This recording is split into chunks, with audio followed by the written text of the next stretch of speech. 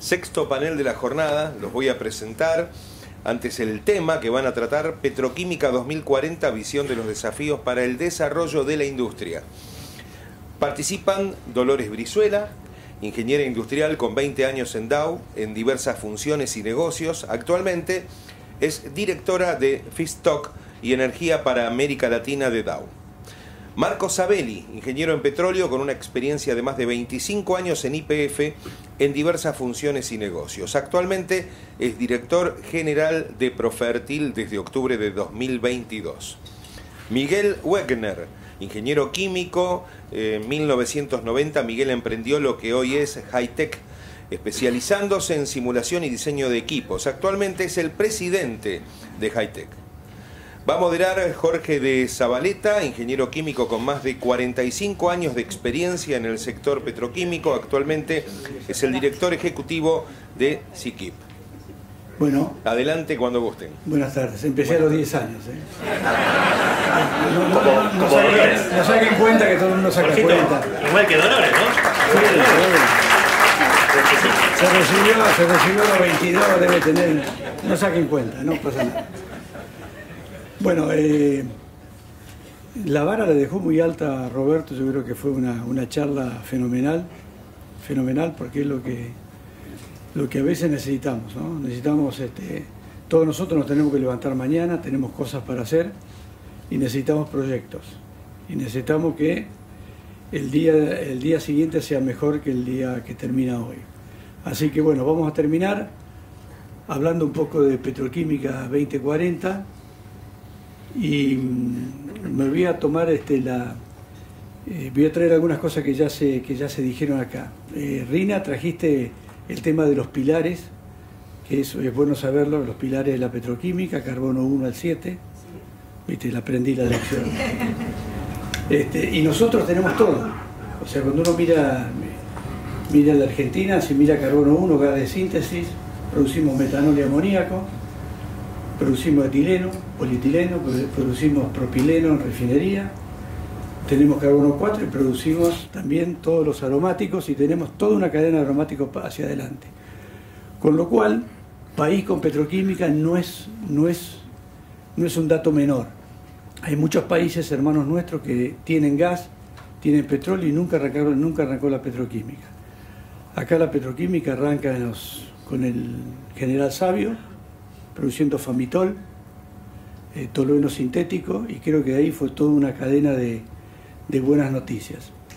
Mirando un poco Vaca Muerta, nosotros hicimos la petroquímica de gas de Bahía Blanca con Loma La Lata, que tenía 20-25 TCF, no sé si tenía más o menos.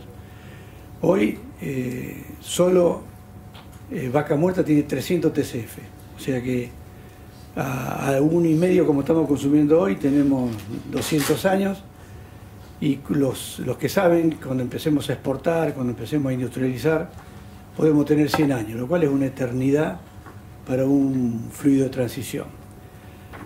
Y la petroquímica es agregadora de valor, o sea, un convertidor energético, lo dijo Roberto. Y bueno, vamos a empezar. La importancia de los fertilizantes. Marcos, ¿podés contarnos algo? Gracias, Jorge. Vamos a poner algún número, porque ingeniero, y supongo que acá hay varios, pero me voy a alejar un poquito de la petroquímica. Después vuelvo, te prometo. Noviembre del año pasado, el mundo llegó a 8.000 millones de personas. En las estimaciones de Standard & Poor's, Rina esta mañana nos dijo casi 10.000 millones para el 2050, ¿no? Todos, los 8.000, los 10.000 y los 200 que estamos acá en esta sala, comemos y tenemos que comer. La superficie cultivable para generar alimentos en el planeta es limitada. 30% del planeta es tierra, el otro 70% es agua. De ese 30%, 10% es cultivable, con lo cual 3% de todo el planeta sirve para generar alimentos, para generar cereales. Cereales que los comemos, los procesamos o se los damos a los animales para generar proteínas, con lo cual dependemos de eso. ¿Cómo lo uno? ¿Qué hacemos nosotros? ¿Qué significan los fertilizantes? Convertir energía en alimentos a través de los fertilizantes. Siguiendo con los números, si nos vamos a un dato de la Asociación Internacional de Fertilizantes, asociación a la cual pertenecemos y pertenece la industria, más del 90% de la producción de fertilizantes pasa por esta asociación. Ahí tenemos datos duros que dicen que la mitad de los alimentos que consumimos existen gracias a los fertilizantes. Esto quiere decir que si nosotros no tuviéramos fertilizantes, nos faltaría la mitad de la comida. La mitad de la gente del mundo podría comer. Gracias a los fertilizantes podemos comer todos y podemos seguir comiendo. Este 3% de superficie cultivable no se puede agrandar. Agrandar significa deforestar. Agrandar significa sacar consumo de CO2 natural. Con lo cual tenemos que hacerla más eficiente, con tecnología. Y una de esas tecnologías son los fertilizantes. Así que, ¿qué hacen los fertilizantes? Comida. Convierten energía en comida. Gracias. Se habló mucho de plásticos. Dolores, ¿qué importancia le ves? O sea, muchos han hablado de la importancia, pero volvamos otra vez a remarcar porque la mala prensa de los plásticos es por el problema de la colección de residuos y no por las prestaciones. ¿Qué me puedes contar de eso? Dejaste la vara alta porque ser más importante que la comida va a estar difícil. Hay que volverla, hay que mantenerla, hay que evitar que se desperdicie. No, pero los plásticos también estamos viendo un crecimiento muy importante, especialmente en las economías en desarrollo, ¿no? Siguiendo con los números, para no hacer falta la profesión de ingeniero, si nosotros vemos los consumos per cápita de polietileno, que son los datos que más conozco, Norteamérica son 38 kilos. Europa son 26 y cuando hablamos de las economías que estamos en desarrollo como América Latina y Asia son menos de 15 kilos por persona. Entonces hay oportunidades muy importantes para los plásticos por crecer, un poco por cómo viene la población, cómo se espera que la población crezca y cómo el plástico pueda crecer en los mercados que ya están bien establecidos. Uno a veces se sorprendería de ver, por ejemplo, la penetración que tienen los pañales en economías en vías de desarrollo, es muy baja. Entonces ahí hay un enorme potencial de crecer en mercados bien establecidos. Pero la otra gran oportunidad es crecer en mercados donde desplazan a otros materiales y donde los plásticos, el polietileno o el que fuese, tienen muchas veces una capacidad de innovación mucho más rápida. A mí me gusta un ejemplo particular que es las tuberías, ¿no? Que ya está el mercado súper bien establecido, pero las tuberías, en el caso de las tuberías de polietileno, además de que termofusionar una unión de polietileno puede tener una unión tan íntegra como el resto de la cañería. Por ejemplo, en diámetros relativamente chicos a medianos uno puede tener una bobina. Entonces, en vez de tener que hacer una unión mecánica cada 12 metros, pueden desplazar metros y metros, 20, 50 metros sin tener que hacer ningún tipo de unión. En el caso, no sé, de tuberías de agua o de gases, o por ejemplo, evita que se tenga que cortar una calle porque uno hace un túnel y simplemente desenrolla una tubería. Entonces, los plásticos tienen una enorme oportunidad de crecer. Por suerte hay un consumo mucho más racional, entonces también tenemos que ver cómo, por otro lado, resolvemos que el origen de ese plástico se desarrolle de la forma más sustentable, pero la oportunidad de crecer está. El desafío ahora es cómo lo atamos para que sea de una forma lo más circular posible y con las emisiones de carbono mínimas. Bueno, ahí me diste pie. Ahí me diste pie porque el desafío de hoy era hablar de sustentabilidad. Entonces, cuando uno habla de sustentabilidad, y no voy a repetir lo que hablaron otros que presentaron antes sobre cambio climático, el gran desafío que tiene el mundo es de ese objetivo de 1,5 grados, que no vamos al 1,5 grados, estamos yendo muy por arriba, de tal manera que es un desafío muy importante. Para darle un dato que siempre repito porque es bueno, este defecto de ingeniero, siempre buscando datos. La industria química, petroquímica en el mundo consume el 10% de energía eléctrica y genera el 7,4% de los gases de efecto invernadero. Pero es tremendamente importante para los objetivos de desarrollo sustentable que tiene Naciones Unidas. O sea, volvemos otra vez. Generamos, pero damos soluciones.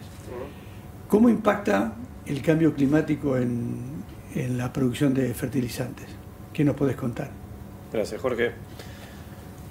Empezaría por el propósito, ¿sí? Acá tengo que hacer un poquito de referencia a la compañía en la cual trabajo, pero en Profertil tenemos un propósito alineado con lo que charlé antes, pero que es nutrir la tierra de forma sostenible.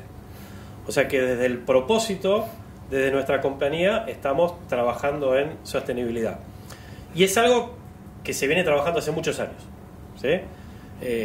No lo empecé yo, lo hizo Federico antes y lo hizo Daniel en su momento, y todos los que forman Profertil hace muchos años, desde la ISO 50001 de eficiencia energética, hasta un proyecto que hicimos hace varios años, en el 2015, un proyecto de eficiencia energética que nos permitía utilizar el mismo gas y producir más urea.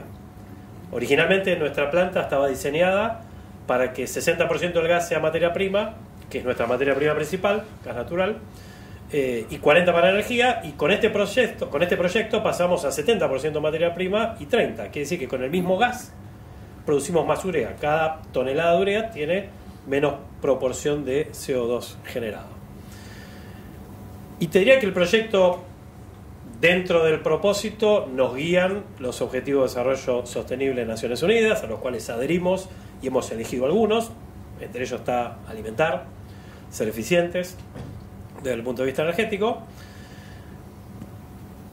Y si veo el corto plazo, pero pensando en largo, el año pasado, por ejemplo, Profertil operó todo su complejo industrial de Bahía Blanca con más de 2/3 de la energía eléctrica comprada renovable, y estamos dando los pasos, ¿sí? Y en breve vamos a hacer algún anuncio, no lo puedo hacer hoy porque todavía nos falta algún pasito, pero para llegar en breve al 100% de energía renovable en todo el consumo eléctrico de nuestra planta de Bahía Blanca o de Ingeniero White. Esto quiere decir que lo que es Scope 2, ¿sí? Para los técnicos en sustentabilidad, Scope 1, Scope 2 y Scope 3, bueno, estaríamos en Scope 2, 0, porque el 100% el vapor lo autogeneramos, el 100% de la energía eléctrica que compramos dentro de poco, dentro de un par de años, va a ser 100% renovable.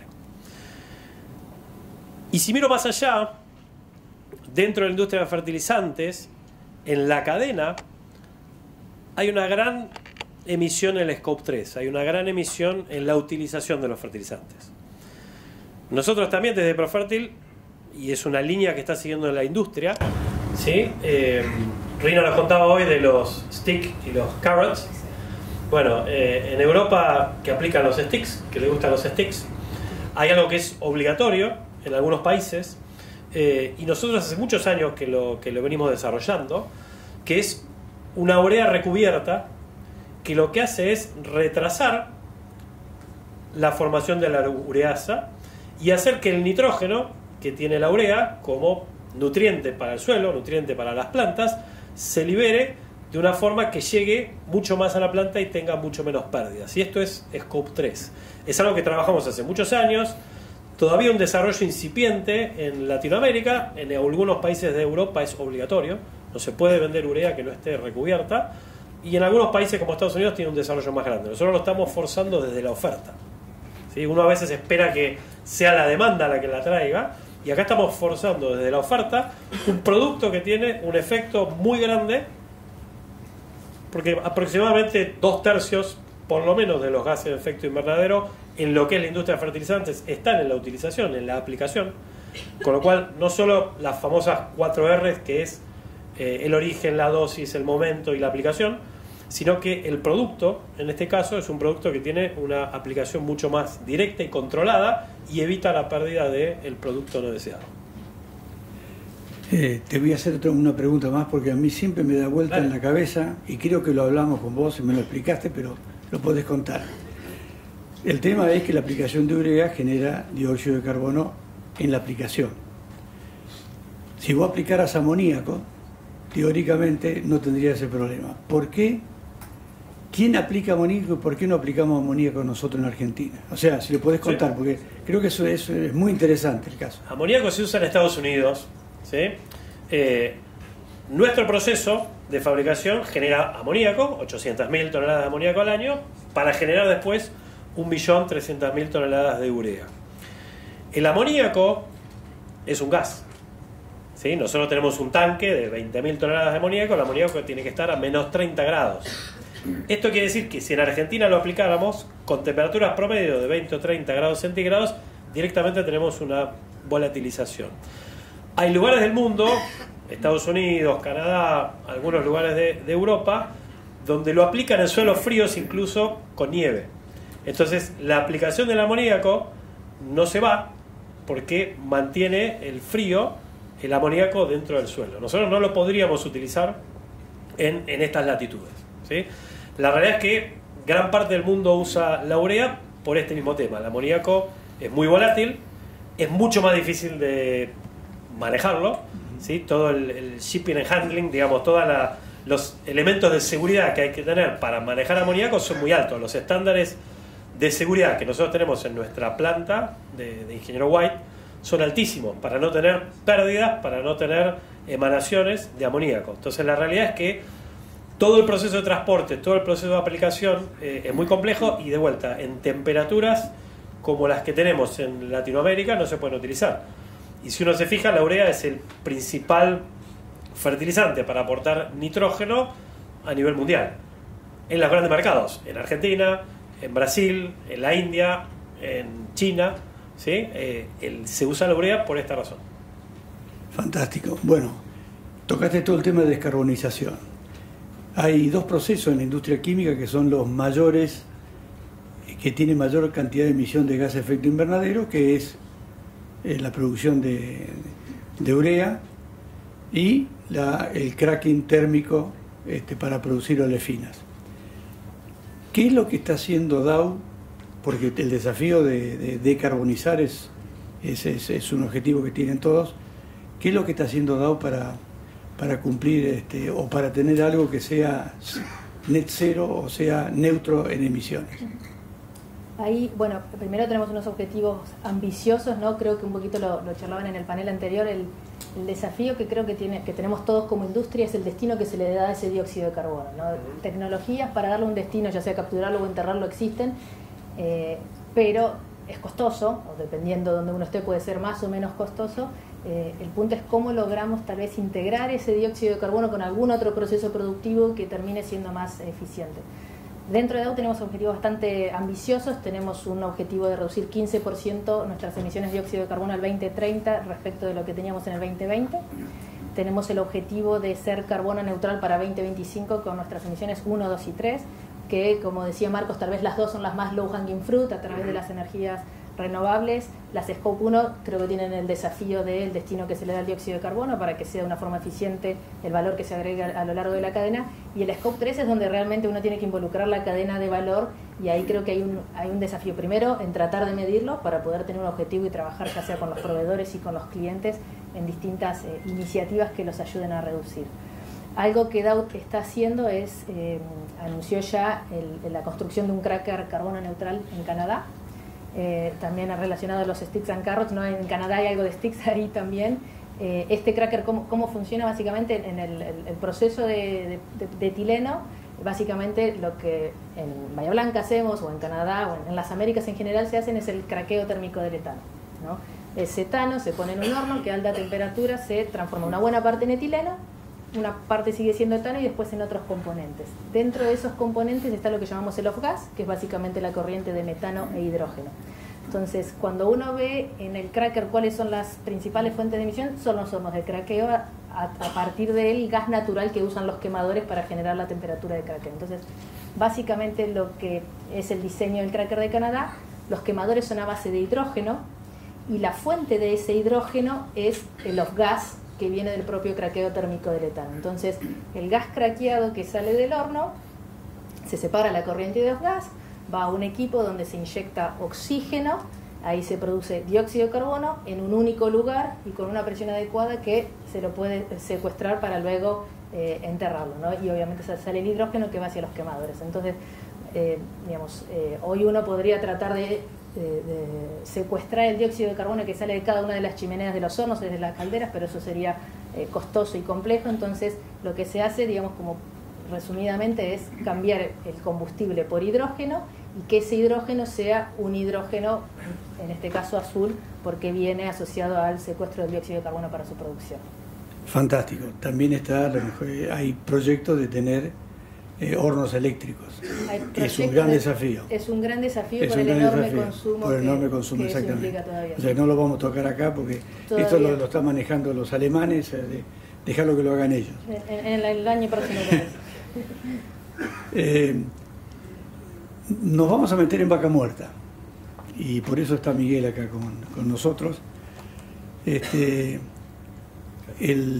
Vaca muerta es lo que sucedió con el gas, con los hidrocarburos no convencionales en Estados Unidos, es que primero había muchísimo gas asociado, mucho gas asociado y mucha producción de gas.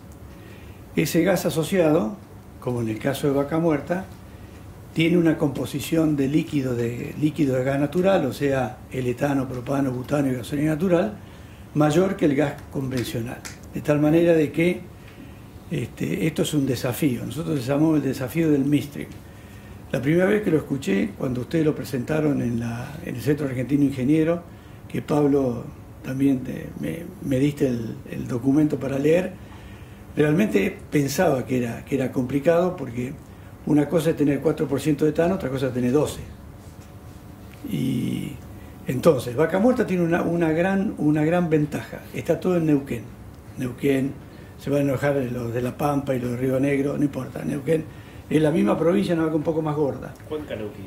Cuenca Neuquina. Ahí no le erras, Cuenca Neuquina. Cuenca Neuquina. En el mismo lugar que antes. En el mismo lugar. Entonces, está toda la industria petrolera, toda la industria de superficie, que no quiere decir que sea igual, por eso Miguel la va a explicar, porque toda la inversión de superficie estaba en todo el gas convencional. Miguel, quiero que nos cuentes el desafío del Midstream porque es muy interesante. Yo creo que esto es el comienzo, es algo que se tiene que resolver y que va a dar muchísima materia prima petroquímica. Yo me voy a correr un poquito, así vos podés... Está bien. Sí, si me permiten me voy a parar porque me cuesta hablar sentado. Me pidieron que haga una presentación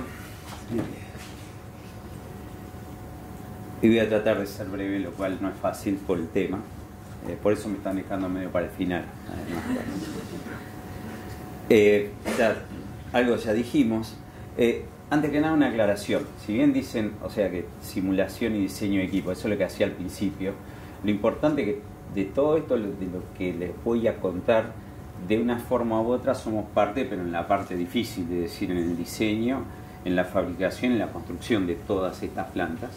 Y de golpe me di cuenta que conocía la película completa, no lo hice a propósito, pero es una cuestión también de lo que es Argentina, ¿no? Y de alguna manera siempre tengo la inmensa, digamos, inmenso desafío que nos llaman antes que a nadie. Y trabajamos un tiempo para un mercado, otro tiempo para otro, o sea, hacía, qué sé yo, 20 años que no trabajábamos en instalaciones de acto, instalaciones de superficie, en lo que es campos de gas y petróleo. Después nos empezaron a llamar de lo que son las plantas de todo lo que es midstream, gasoductos, oleoductos, lo que hace mega separación de líquidos, lo que hace TGS en Cerri, ahora en Tratayén, y después las refinerías. Y la buena noticia, ya nos empezaron a llamar las petroquímicas. O sea, yo creo que hemos hecho montones de ampliaciones y petroquímicas hace muchísimos años, en casi todos lados, Petroquímica Cuyo, allá en Puerto San Martín, Río Tercero, en Bahía Blanca, en todos lados. Creo que hace 20 años que no hacemos nada de petroquímica. Y nos llaman para proyectos grandes. O sea, se habla de proyectos grandes, por supuesto, top secret por ahora, pero ya todo se termina sabiendo. Entonces, voy a tratar de dar un paneo completo de todo, porque ya les digo, desde boca de pozo hasta petroquímica es una sola cosa. Y más que nada el mensaje es, afortunadamente vamos a tener que trabajar todos juntos. Es decir, cada empresa conoce su negocio, Pasa con todas las operadoras, pasa con las grandes petroleras que operan Vaca Muerta, las de Midstream. Cada uno conoce lo suyo y no conoce bien lo que hace el otro, y les es muy difícil de alguna manera colaborar, más que por una cuestión de competencia de conocimiento. Entonces, justamente el desafío fue ese.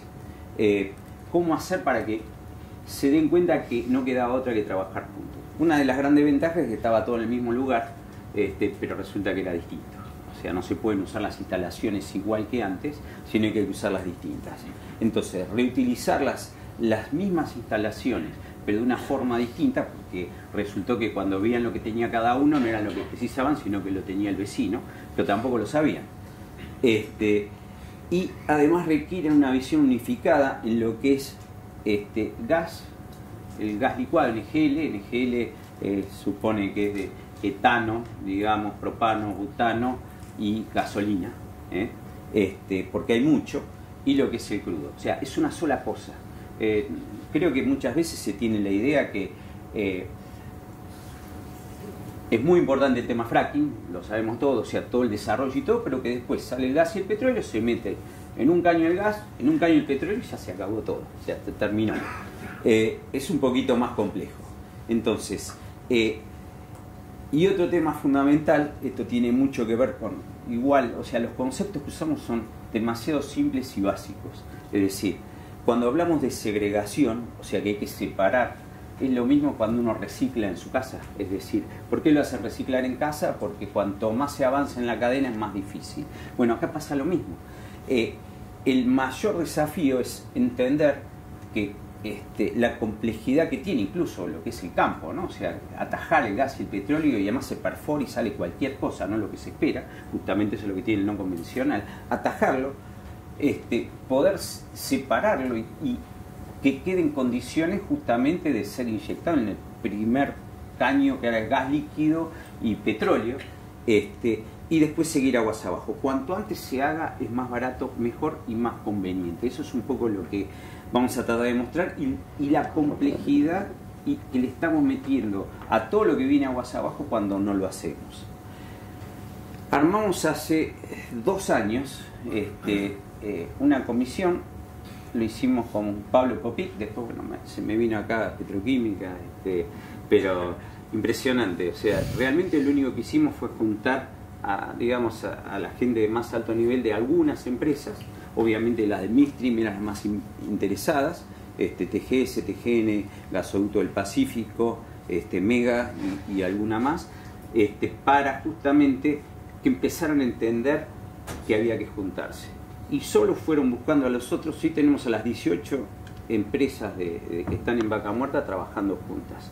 ¿Qué hizo Hi-Tech? Nada. Simplemente decirles, muchachos, miren, fue lo único. Lo que se hizo fue armar comisiones donde se empezaron a estudiar los distintos temas. Para ir un poquito rápido, es decir, lo más importante que hicimos es la parte de lo que es la planta de modelo de gas y gas licuado. Ahora estamos trabajando con un modelo de crudo, vamos a ir un poquito rápido. No sé si esto lo han visto o lo conocen, pero es un poco la llave, digamos. Esto es Vaca Muerta, digamos. Al este tenemos petróleo, con muy poquito gas, gas asociado, pero estas curvas las hicimos nosotros, empezamos a juntar de todas las áreas. Esto es contenido de propano-butano. Y si se fijan, a medida que uno avanza hacia el oeste, empezamos a tener cada vez más gas y menos petróleo. Empieza a haber gas con condensado, y ya bien al oeste es gas seco de hidrocarburos. Directamente hay que deshidratarlo y se manda a gasoducto para consumo. Entonces, fíjense lo que hay, y fíjense los puntos esos es de acá de hace unos años, donde estaban la mayor explotación, todo en la zona de transición principalmente. Y todo va moviéndose además en función de para dónde va el negocio o las posibilidades de evacuación. durante bastante tiempo se empezó con el gas. Cuando se llenaron los gasoductos se empezó a producir más petróleo. Ahora llenamos los oleoductos, el del Val está saturado, se empieza a ver cuello de botella. Y se han hecho muchísimas cosas muy importantes, y acá es donde empieza. Básicamente hay toda una red, digamos, de gathering, que se llama, de recolección, ¿sí? Que terminan en el nudo allá, que lo que es, digamos, se dice Loma La Lata, Mega y Tratayén, TGS, que es donde están las plantas, digamos, criogénicas, y a lo largo de toda la cuenca están distribuidos los yacimientos, plantas de todo tipo, y algunos gasoductos que ya estaban, ¿sí? O sea, el de Pampa, que está allá arriba, el de Total, y estaba también el gasoducto del Pacífico, que va paralelo a IGPA, paralelo a los nuevos que se hicieron, Vaca Muerta Norte y Vaca Muerta Sur. Si me preguntan, a mí, yo siempre nombro a dos empresas que puedo, que son TGS y Tecpetrol. Tecpetrol, ¿qué hizo? Fortín de Piedra. Agarraron con toda la capacidad de Techín, hicieron así y empezaron a producir 18 millones de metros cúbicos día. Las plantas no eran las adecuadas, las correctas, planta de Dew Point no se hace, no importa, lo hicieron y demostraron que era posible. Y TGS, que construyó esos dos gasoductos bifásicos, transportan gas y líquido, nunca se había hecho en Argentina, están hechos para 60 millones, hoy a veces transportan 6, así que imagínense, están todos llenos de líquido. Y terminan todos en los... Acá Dolores hizo un comentario recién. Me hizo un comentario. ¿Cuál? No te olvides del Orejano. Sí, el Orejano. YPF con Loma Campana y el Orejano. Estabas hablando de gas, por eso. Sí. De gas, por supuesto. Y Loma Campana. Primer campo de gas. Por supuesto. Me olvido siempre, perdón. Perdona. Entonces, se arma un modelo. Realmente lo importante, además, lo bueno de esto, la información ya estaba, ¿sí? Es decir, saber lo que producía cada área, o sea, las cromatografías de lo que inyectan en gasoducto, el petróleo, y lo que se entrega a los gasoductos de ventas, era un dato conocido. ¿Qué es lo que tuvo de bueno el modelo? Es, por supuesto, representar todas las plantas funcionando, todos los gasoductos. Lo más importante es la validación. Es decir, modelos sobran. El tema es que cualquiera puede sentarse con un modelo. El problema son los resultados. Acá lo importante es que se logró cerrar el modelo y nos dio un error de no más del 10% entre todo lo que entra en las áreas y lo que se inyecta en los ductos de venta, pasando por todas las plantas, condensando, mezclando, etc. Eso creo que fue lo más importante. Sacamos unas cuantas conclusiones, no me voy a detener demasiado, que son conceptuales, es decir, no sé, pero hay que operar así. Es decir, por ejemplo, no mezclar, se empezó a usar, obviamente, las soluciones que se encuentran son las que, digamos, las que están más a mano, entonces los gasoductos que transportaban desde el oeste gas pobre, se usaron para agregar gas rico, porque es muy rico el gas, o sea, condensa, uno no puede, digamos, o sea, no puede producir gas y el gas tiene que estar en condición de venta, ¿sí? 4 grados bajo cero, punto de rocío y 60 gramos por metro cúbico de agua. El petróleo tiene que estar estabilizado, tiene que transportarse en camiones. El problema es que sobra un montón de gas licuado, precisamente propano-butano, esa presión, entonces las plantas no nos servían más. Entonces se empezó a usar los gasoductos de gas pobre para transportar el gas rico. El problema es que, otra vez, en vez de segregar, se mezclaba. Y lo que iba llegando a las plantas era cualquier cosa. Mientras había plantas y había instalaciones, estaba todo buenísimo. Mega tenía un montón de capacidad, todos tenían. De golpe empezó el problema. Y al final, lo que se está haciendo ahora, usar las plantas de Dew Point son las que ajustan el punto de rocío, ¿no? Una inmensa heladera que condensa y mete gas en los gasoductos. Empezar a usarla solamente para flexibilizar el gas, o sea, transportar el gas con todos los líquidos, asegurando que no condense. Y las plantas que se llaman turboexpander, las criogénicas, que ya enfrían a 100 grados bajo cero, como Mega, como Tratayén, Cerri, etcétera, para sacar el gas licuado. Entonces, por ejemplo, pudimos obtener estos datos, ¿sí? O sea, fue muy fácil darnos cuenta que se estaba produciendo de gas licuado 4.000 toneladas, 1.000 a 1.500 no se estaban extrayendo, quedaban en el gas y había un potencial. Entonces, ¿qué es lo que estamos tratando de hacer? Que se fraccione en campo. Ese es el gran desafío. Estamos entonces con una comisión que está determinando, o sea, ya sabemos cuáles son, pero el tema es que todos se enteren, cómo tienen que hacerse las plantas en el campo, ¿no? Para que ya se salga fraccionado y tratar que la mayoría del gas licuado esté en el gas y no enchufárselo al petróleo, porque las refinerías realmente es un problema grave. Ahora voy a llegar hasta ahí también. Y la cuestión es llegar justamente con las corrientes de gas seco, gas más rico. Mega, por ejemplo, aporta gas muy seco porque le saca todos los líquidos, y hacer un blending, es decir, principalmente lo que es el nodo, ahí entra Tallén, donde está TGS, recibe todo y va mezclando las corrientes para que salga todo en especificación. Realmente impresionante. Esto para que tengan idea de algo de qué pasa con los gasoductos. Este es el nodo que estábamos hablando, y básicamente salen de acá los gasoductos centro-este que opera TGN, que son 2, y los NEUBA 1 y 2 que opera TGS, y el GNK, que lo están por inaugurar. La verdad que llega hasta acá, hasta Saliqueló nada más. Después tiene que llegar hasta San Jerónimo, ¿sí?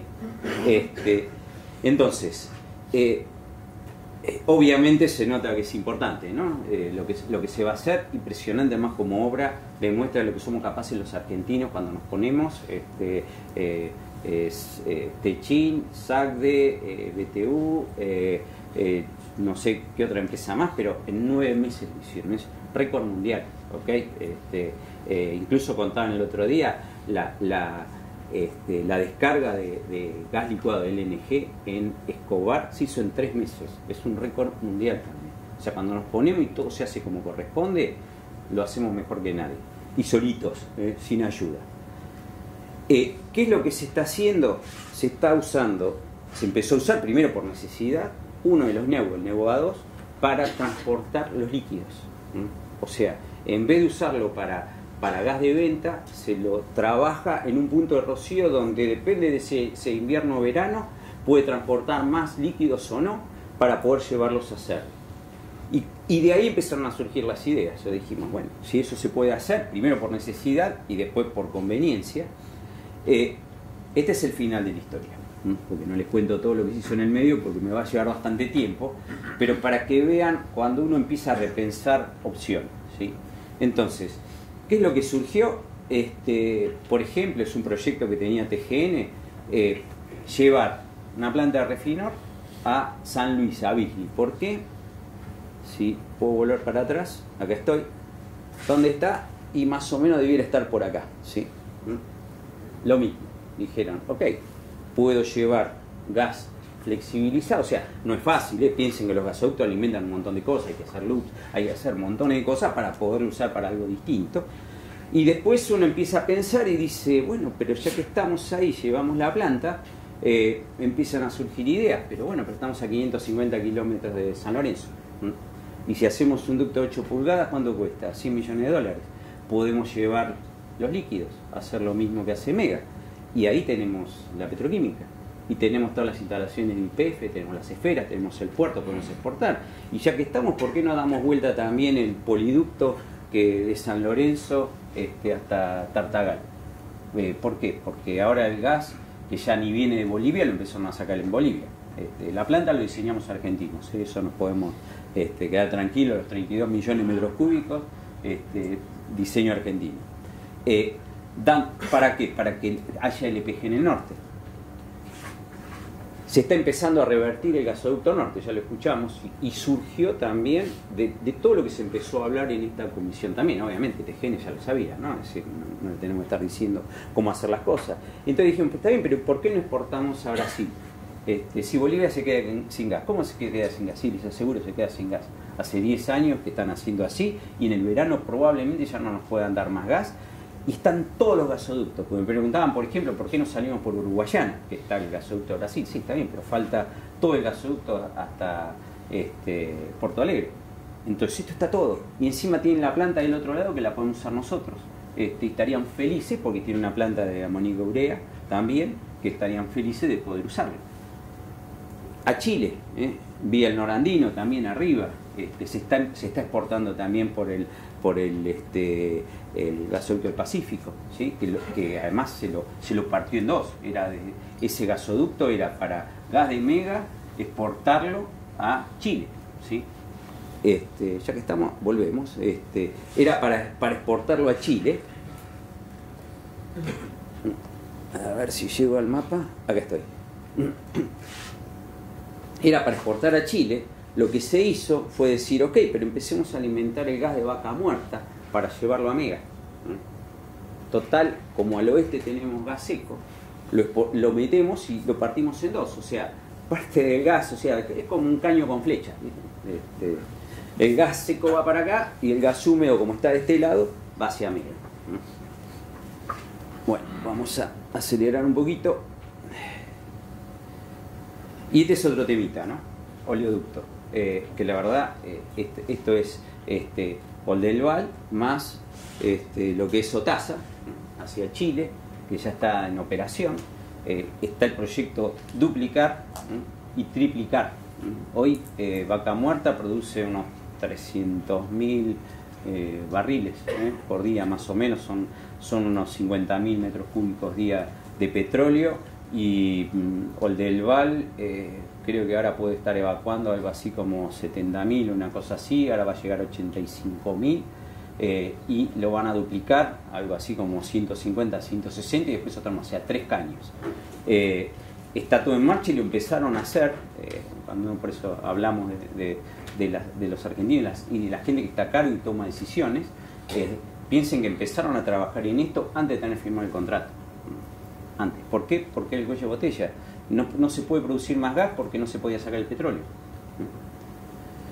Esto lo armamos también nosotros, es bastante novedoso, esta no es información así que uno así busca, que muestra principalmente, fíjense, estos son con distintos GOR, o sea, relación gas, petróleo, en metros cúbicos.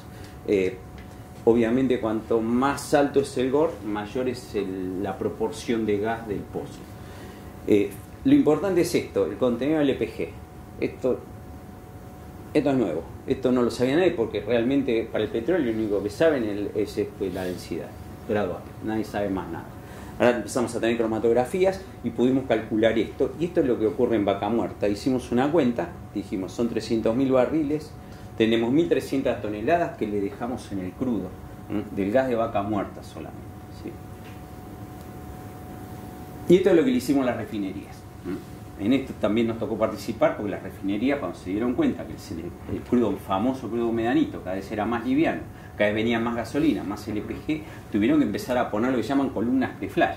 Vieron que primero hay una destilación de crudo, después a vacío, bueno, columnas pre-flash que saquen la nafta que llega digamos con el crudo, porque no la podían meter en el topping. Piensen que el topping, o sea, la columna de crudo, son un caño, es decir, todo lo que entra se vaporiza y se va sacando gas, nafta, aguarrás, querosén, gasoil. Entonces, si uno mete más liviano, tiene que pasar por toda la columna y le resto capacidad a toda la refinería. Y modificar una refinería, les aseguro que no es un chiste, porque después vienen todas las plantas, ¿no? O sea, todo lo que son los reforming de nafta, la hidrosulfurización de nafta, de querosén, de gasoil, los cracking catalíticos, los coker, y lo más importante es la fábrica de materia prima para la petroquímica. Entonces, ¿cuál es el objetivo? Estos son reales, estos son casos reales de 2 refinerías. Tenía como la de 5 o 6, elegí estos casos reales de cómo, digamos, le fue cambiando. Esto era lo que tenía originalmente esta refinería de Argentina, y esto es lo que tienen ahora. Y fíjense aquella que le saqué nada más que la nafta liviana, tenían máximo 14%, ahora tienen 31%. Entonces, por eso es tan importante segregar antes. Entonces, a partir de acá, ¿qué es lo que viene? Deberíamos ocuparnos de sacar la gasolina en campo, e incluso una de las ideas es, hablándolo con la gente del Valle, digo, mirá, tenemos que separar la gasolina, pero hay que separarla en vaca muerta, no la podemos mandar, todo se la tiran al petróleo, obviamente, hay que solucionar las cosas, por ejemplo, lo que hizo TGS, puso Tratayén, una planta que produce un montón de condensado para producir un gas más o menos ajustado. Lo llevan en camiones al oleoducto y le inyectan la gasolina. O sea, todos sabemos que eso no puede ocurrir. ¿Cuál es la cuestión? Hay que sacarla antes. Entonces, hablando con el del Val, dice, vamos a tener 2 o 3 caños, así que podemos usar uno para gasolina. Estamos. Entonces, esa es un poquito la idea. ¿Qué es lo que ofrece, digamos, para la petroquímica? Obviamente, el etano sobra, lo dijeron hoy más temprano, yo pensé que les iba a dar la noticia, porque había cierta preocupación, no solo sobra, nadie sabe qué hacer con el etano, está la idea, incluso hoy es muchísimo más difícil ajustar lo que se llama el número de Wobbe, que tiene que ver con el poder calorífico, etcétera, que principalmente lo afecta el etano, ¿no? Entonces, una de las cosas que pudimos demostrar, por ejemplo, con el modelo es que si se segregaba y se hacía el blending adecuado, no iba a haber problema con el número de Wobbe. Igual se está pensando, por ejemplo, Mega, que tiene la posibilidad de sacar etano, le sobra el etano, separarlo y usarlo en los turbocompresores, o usarlo en la generadora de Loma Campana o de Pampa. ¿Por qué? Porque hay que bajarlo. O sea que si algo va a sobrar, es etano, llegando, como vieron, a donde hoy tenemos las petroquímicas. Por supuesto, propano, hay proyectos grandes, temas de deshidrogenación de propano, ¿sí? Porque obviamente el propileno que producen las refinerías no alcanza, además teóricamente cada vez va a haber menos de ese lado.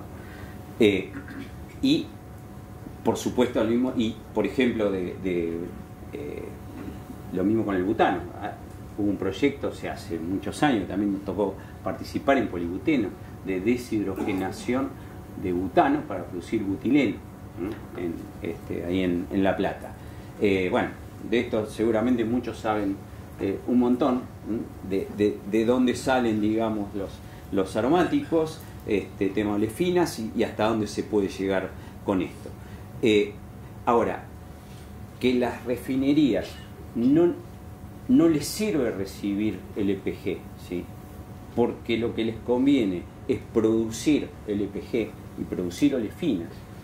Si van un poquito atrás de las refinerías no lo sabe nadie, es toda una novedad. En Midstream, una vez con Pablo lo preguntamos y dijimos, ¿ustedes saben que a las refinerías esto es un problema? Muchos pensaban que estaban compitiendo con las refinerías por el LPG. Entonces, hasta acá llegué. Si me dejan puedo hablar hasta el año que viene, pero no, ya está. Gracias.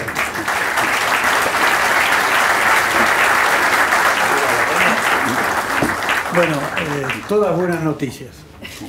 Todas buenas noticias. Grandes problemas, pero todas buenas noticias. Va a haber mucho etano, va a haber mucho propano. Si podemos sacar gasolina natural, no la usamos, pero es materia prima petroquímica para crackers líquidos. O sea que creo que va a haber. Mirando todo esto, es como estamos pum para arriba, pero siempre decimos que es necesario, pero no es suficiente. ¿Qué opinas vos, Marco, de esto? Es más grande aún. Sí, es más grande aún. Estamos para ganar el campeonato. Totalmente. Bueno, déjame volver al principio de la charla, o al principio de mi charla, ¿no? Que hablábamos de comida, ¿no? Perdón. Después le volvemos con política. Comida, ¿sí? ¿Dónde se produce? 4 países del mundo producen la mitad. 50% de los cereales del mundo se producen en 4 países. China, Estados Unidos, India y Rusia. El número 5 es Brasil. El número 6 es Argentina. El número 7 les va a sonar, Ucrania. ¿Sí? Unir el número 4 con el número 6 o el 7 es difícil, ¿sí? Digamos que Rusia y Ucrania tienen algún problema político. Pero Argentina y Brasil somos todavía Mercosur. Con lo cual, si nosotros sumamos la producción de alimentos, de cereales de Argentina y Brasil, somos el número 4 por lejos. Y acumulamos más del 50% de la producción mundial de alimentos. ¿Sí? Vamos a ser 1.800 millones de personas más en el 2050. Vamos a tener más comida, vamos a tener la misma o menos superficie, porque en realidad la superficie cultivable está destabilizada, reduciéndose. Necesitamos más tecnología, necesitamos más fertilizantes. ¿Quién es el importador número 1 del mundo de urea? Brasil. Brasil, número 1 del mundo. ¿Sí? Después sigue Estados Unidos, China. ¿Sí? Argentina está top 10. Si juntás Brasil y Argentina, importador número 1 mundial de urea. Entonces estamos en la región número 4 productora de alimentos del mundo, Brasil más Argentina. Estamos en la región número 1 importadora de urea. Entre Brasil y Argentina se consumen 7 profértiles más, ¿sí? De los que tenemos hoy.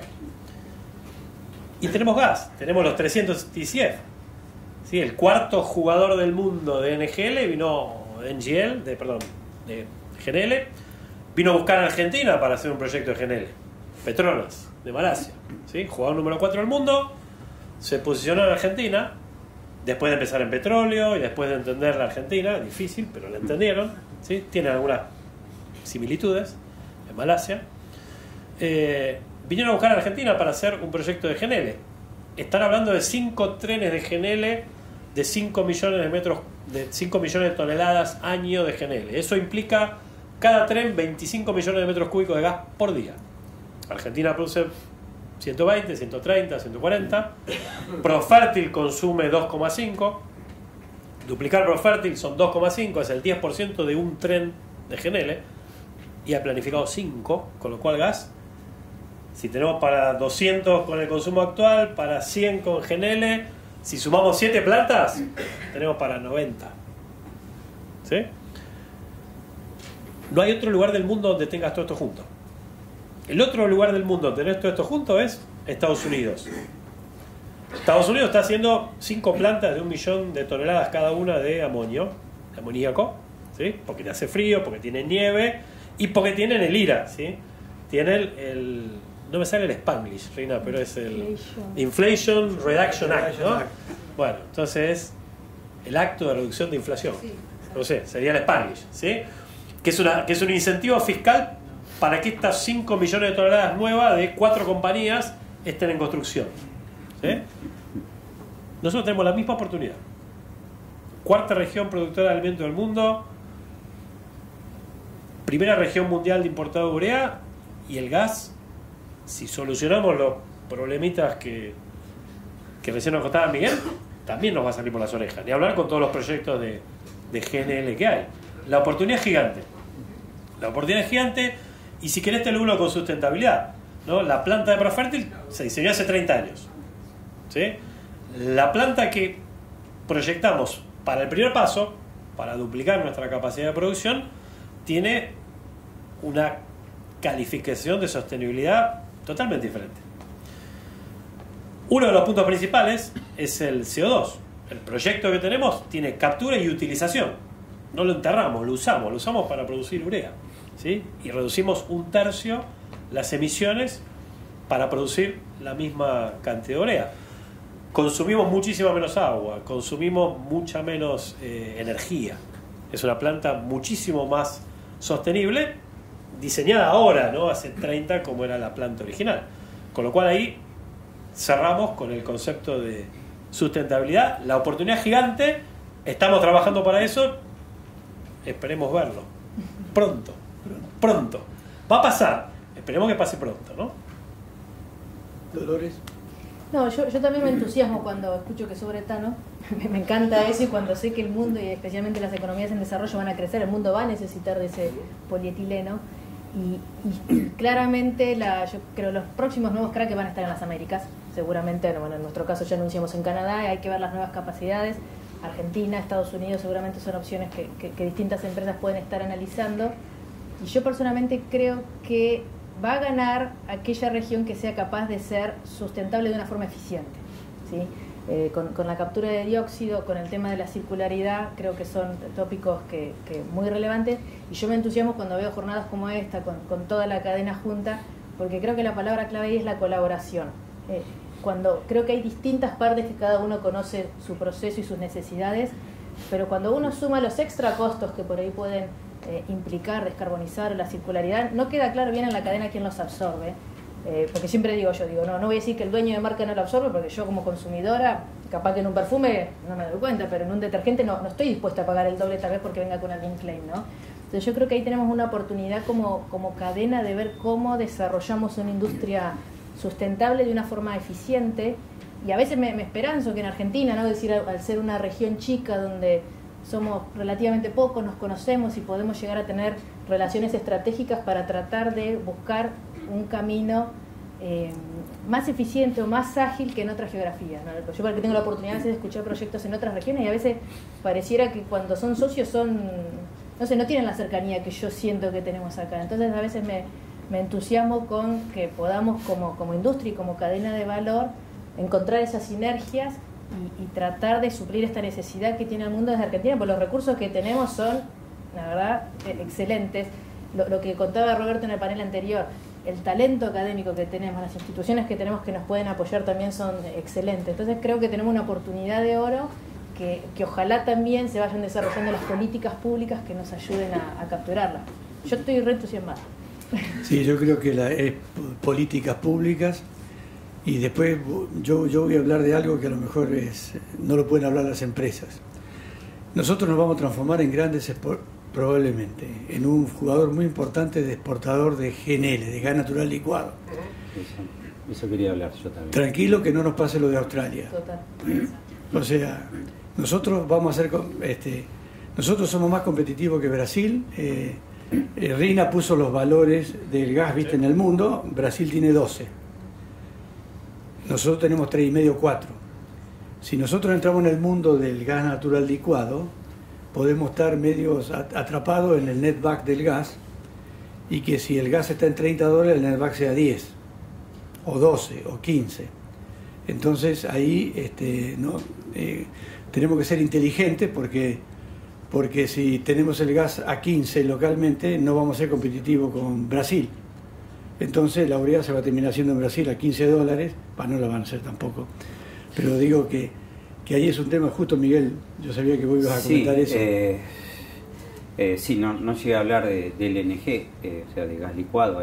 Hay dos grandes proyectos. Uno es TGS con Accelerate, que está, digamos, están hablando de dos plantas de 8 millones de metros cúbicos día, que eso transformado en toneladas de LNG, si mal no recuerdo, había que multiplicar por 4. Sí, 4 millones. Sí. Entonces, lo bueno es que son proyectos relativamente chicos, ¿no? Para lo que son los tamaños normalmente, pero lo bueno es que se va a poder empezar a exportar en verano, ¿no? O sea, justamente cuando en el otro hemisferio, digamos, hace falta. Después está el proyecto de YPF con Petronas, que es para... ese es mucho más grande. Estamos hablando de 2 trenes de 30 millones de metros cúbicos día, pero está avanzando. O sea, son muy grandes. Son inversiones muy grandes. O sea, son por ahí... piensen que hay que además poner plantas criogénicas para sacarle los licuables. O sea, va a seguir sobrando etano, propano y butano, y seguramente en Bahía Blanca. Así que yo sinceramente creo que no va a ocurrir eso, porque son como, digamos, proyectos distintos. Es decir, el que saca el gas para exportar tiene que hacer una inversión inmensa desde la producción. O sea, es como que es un solo caño, digamos. O sea, yo tengo que tener el gas tengo que tener los caños, tengo que tener las plantas y tengo que poder subirle un barco para exportarlo. Es totalmente distinto. Y fíjense que los proyectos, por ejemplo, se va a exportar LNG principalmente a Brasil, que creo que tiene 5 puertos ahora y está ahora agregando 3 más. O sea que para nosotros la logística es muy conveniente. Y eso no compite para nada con el tema de exportarle a través de Bolivia, que es mucho más barato. Incluso con Brasil, que produce tanta electricidad, el tema es darles el gas y que ellos nos den electricidad. Así que yo creo que son todas buenas noticias. Si me permitís dar un par de buenas noticias más, ya que estamos, que así sumo. Va a subir la temperatura. Sí, a ver, primero, los proyectos están todos en marcha. O sea, esto está todo andando. O sea, no estoy hablando de cosas que se van a hacer o que se van a solucionar. Hoy está todo haciéndose. O sea, ya el año que viene Argentina va a ser positiva en lo que es exportación de energía. Otra buena noticia, más química, el gas no convencional no tiene nada de dióxido ni de azufre. Excelente noticia. Eso implicaría, si no, una complejidad adicional y una generación además de gas de efecto invernadero muchísimo más grande. No sé, otra buena noticia, si solamente nos dedicáramos a eliminar los venteos, principalmente en campo, que tiene mucho que ver con esto, o sea, el tema de segregar y fraccionar bien en campo tiene que ver con que no sobre nada. Entonces, si solamente con eficiencia energética y reducción de venteos, se baja 20% la emisión de gases de efecto invernadero y económicamente rentable. O sea, no es que tenemos que gastar plata para hacerlo, sino que además ganamos plata. Otra buena noticia, Argentina. En el 2022 la mitad de su energía fue renovable, ¿sí? Si ponemos la hidroeléctrica también adentro. Y el otro 50%, la mayoría es gas natural. O sea, cuando terminemos de tener el gas suficiente, va a ser prácticamente gas natural. Hoy el gas natural está considerado verde por la Unión Europea, lo mismo que la energía nuclear. ¿Por qué? Porque hoy ya todos hablamos de transición, esto va a llevar muchísimo tiempo, porque la tecnología hoy no existe. O sea, es espectacular las renovables, pero las baterías, por más que se está investigando, estamos a años luz de poder acumular los renovables, y no es tan fácil. En Chile, que tiene tantos renovables, están con muy, muy serios problemas, porque están en los lugares incorrectos, no hicieron la transmisión, los contratos, la Araucanía que no se puede llegar, y encima se descubrió que con energías, con las celdas solares y las eólicas, es muy difícil mantener la frecuencia de la red. Entonces tiene que poner a andar las plantas de carbón para poder mantener la frecuencia de la red. Y por otro lado, resulta que las solares y las eólicas tienen, cuando están en stand-by, tienen costo cero teóricamente, las térmicas no. Entonces resulta que al final, para poner en marcha, es más barata la energía térmica que la renovable, porque es la diferencia entre el stand-by y la producción. O sea, es todo muchísimo más complejo, y creo que estamos totalmente en la dirección correcta. Y una última buena noticia, salió la otra vez en el diario, que finalmente se logró hacer un mapa a nivel mundial de lo que son emisión, absorción de gases efecto invernadero. Y hay solamente 4 países positivos, o sea que absorben más dióxido de lo que emiten. Son Rusia, Canadá, Brasil y nosotros. Estamos, o sea que llegado el caso nos vienen a decir, muchachos, nosotros absorbemos más de lo que producimos, ¿ok? Entonces tenemos tiempo. Déjame, Jorge, unir algo que dijo Miguel, algo que dijo Dolores y lo de Roberto de antes. Yo creo que estamos en charla de café, tranquilo, así que nos falta el café o el mate. Nos falta el café o el mate, pero no se levante nadie que estamos comiendo. Hay una forma de almacenar energía renovable. Sí, por supuesto. Bueno, uniéndolo con lo de Dolores, me parece que está bueno mencionar un proyecto que tenemos, que estamos estudiando en Profértil, que es el de producir amoníaco verde a base de energía eólica, y que es la unión de varias empresas en Argentina. YPF Luz como generador de energía renovable, Profértil, que tenemos una planta de amoníaco, que tenemos un tanque de amoníaco, que tenemos un puerto de amoníaco, un tecnólogo, ¿sí? ¿Se puede decir? Haldor Thompson, tengo que mirarlo ahí a Sergio que me reta, si no.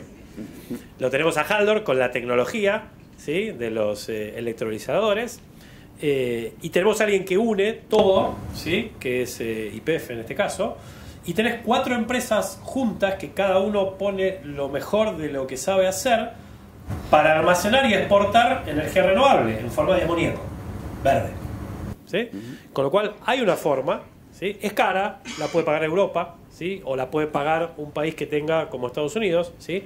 Que tiene algún incentivo fiscal. Nosotros no tenemos por ahora el garrote, difícilmente tengamos la zanahoria en el corto plazo, pero podemos hacer cosas para el mundo, ¿sí? Y la verdad que es una planta competitiva. No hay muchas plantas de este tamaño, porque no es una planta piloto, es una planta industrial. Estamos hablando de 25 o 30 mil toneladas año de amoníaco verde, y es un proyecto que estamos estudiando, trabajando, y es viable. Bueno, buena noticia. El que tiene pasaje para irse a Europa y vendió todo, que lo repiense. Más si es ingeniero, y más si... porque va a haber trabajo para ingenieros, para contadores, para todo. O sea, para todos. Y si no, alquilen el departamento y vuelvan el año que viene, que creo que vamos a estar encaminados. Como dice Miguel, todo está en marcha, desordenado como somos nosotros, pero creo que está caminando. Pero un dato que dijo Miguel me pareció, perdón Jorge que te interrumpa, ¿no? Pero no es un dato menor. El año que viene la balanza económica de energía de Argentina se da vuelta, ¿sí? Hace muchos años que venimos con una balanza negativa, gastando varios miles de millones de dólares en energía, importando GNL, importando líquidos para generación, a veces importando energía eléctrica, incluso hasta importando gas de Chile, GNL regasificado en Chile que importamos en algún momento, una locura, ¿sí?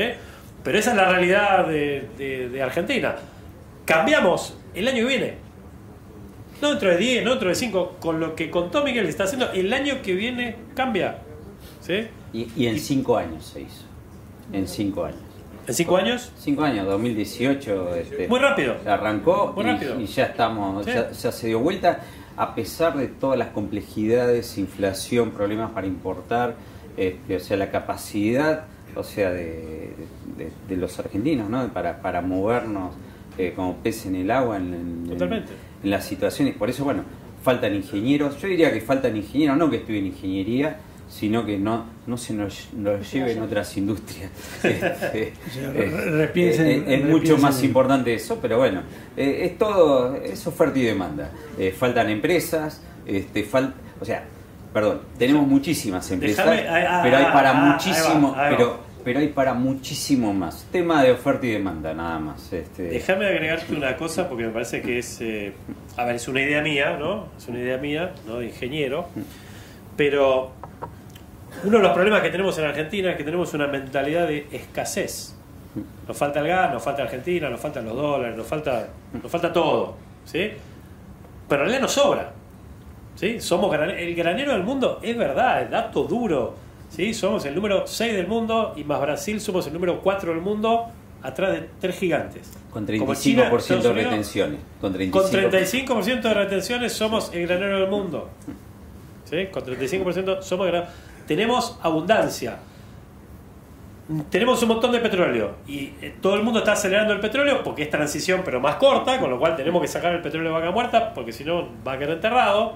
El gas es transición para varias décadas. El problema del mundo es el carbón, no el petróleo, el carbón de China, el carbón de India, el carbón de Indonesia, el carbón de Alemania y el carbón de Estados Unidos, que hay que reemplazarlo con gas rápido, el carbón de Chile, ¿sí? Eso hay que reemplazar rápido por gas.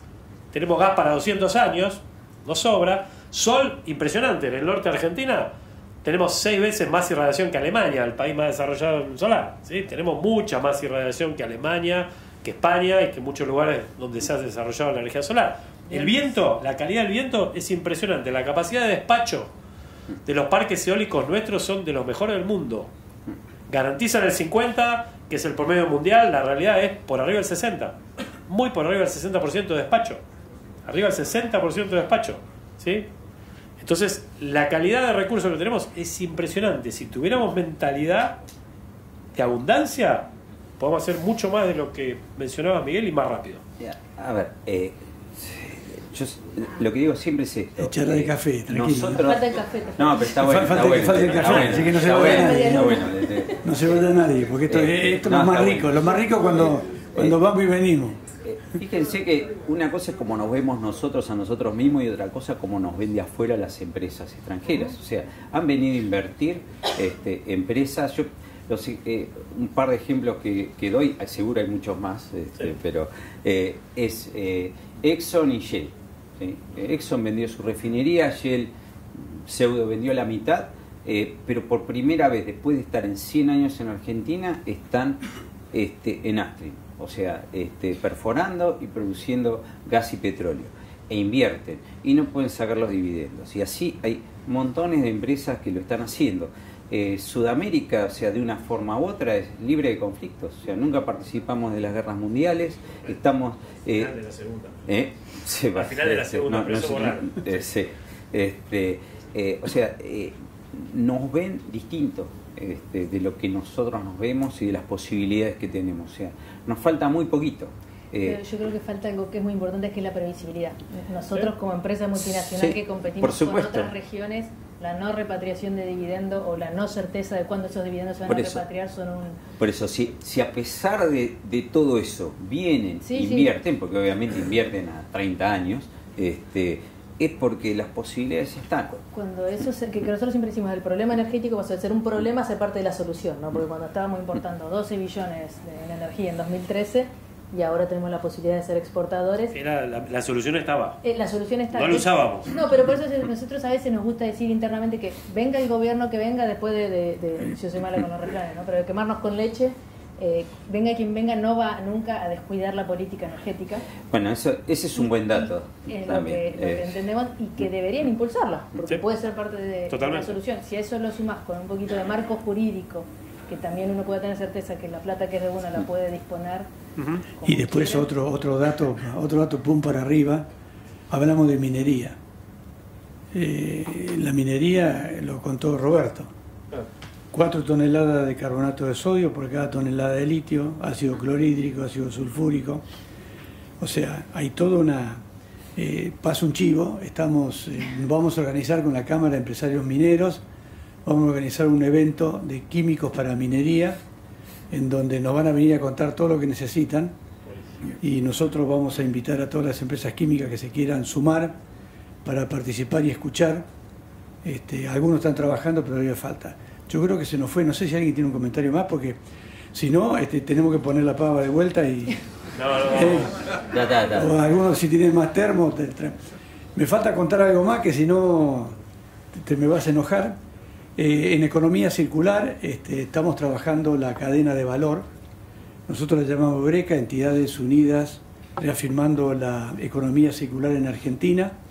Eureka, estamos los productores de resina, los convertidores, los recicladores, el IPA y Ecoplas, que es una entidad que se dedica específicamente al reciclado de plástico. O sea que lo que vos decías, Dolores, de tener hasta eso, es muy difícil trabajar en la cadena.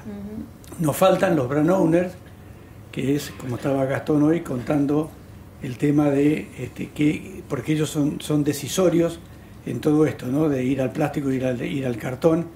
Nosotros creo que tenemos que contar, tenemos mucho para contar. Todo el mundo contó, Javier, vos contaste también las ventajas. O sea, tenemos que seguir insistiendo en la ventaja que tiene. La gran ventaja que tiene el plástico es una pésima manejo del manejo de residuos. Y ese es el tema. Como dijera Clinton, collection stupid. Es la collection stupid, ¿viste? O sea, el problema está ahí y no está en los plásticos. O sea que le agradezco a todos que hayan aguantado hasta el final. No, falta algo más todavía. Hay que tirar, ¿no? Un aplauso.